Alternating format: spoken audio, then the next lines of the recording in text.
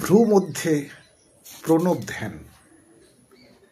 জনৈক প্রশ্নকর্তার প্রশ্নের উত্তরে শ্রী শ্রী বাবামুনি বলিলেন, ভ্রু মধ্যে অবিরাম ওঙ্কার ধ্যান করো।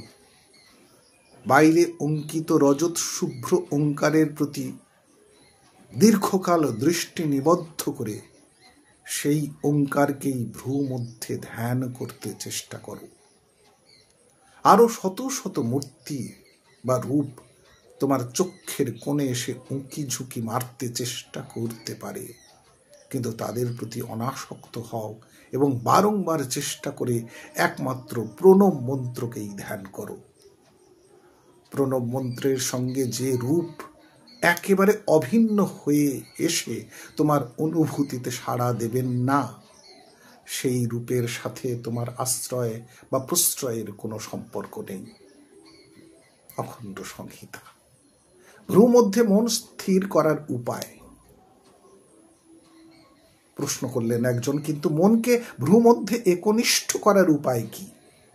শ্রী শ্রী বাবামুনি উত্তরে বললেন, মানসিক উপায় হচ্ছে মনটা দেহের ভিতরে যে অঙ্গে কিংবা দেহের বাইরে যেখানেই যাক না কেন, টেনে এনে তাকে ভ্রু মধ্যে সেবী করার নিয়ত অভ্যাস।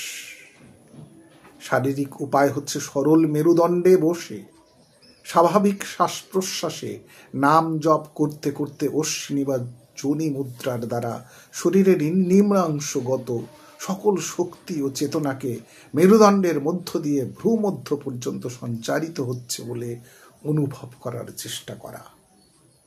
একটা শারীরিক উপায় হলেও এর মধ্যে ধ্যানশীলতার প্রয়োজনটাও বড় কম নয়।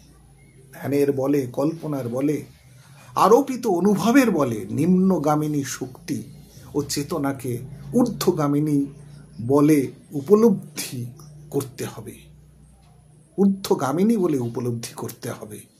বস্তু প্রভাব জাত উপায় হচ্ছে উপাসনায় বসে সর্বপ্রথমেই ভ্রু মধ্যে একটি শ্বেত চন্দনের বা কর্পূর মিশ্রিত চন্দনের এবং একান্ত অভাবপক্ষে শীতল জলের একটি বিন্দু নিজ অনামিকার সাহায্যে দিয়ে তৎপরে ভ্রু মধ্যে নিত্য মঙ্গল পরমেশ্বরের নিত্যাবস্থান ধ্যান করা।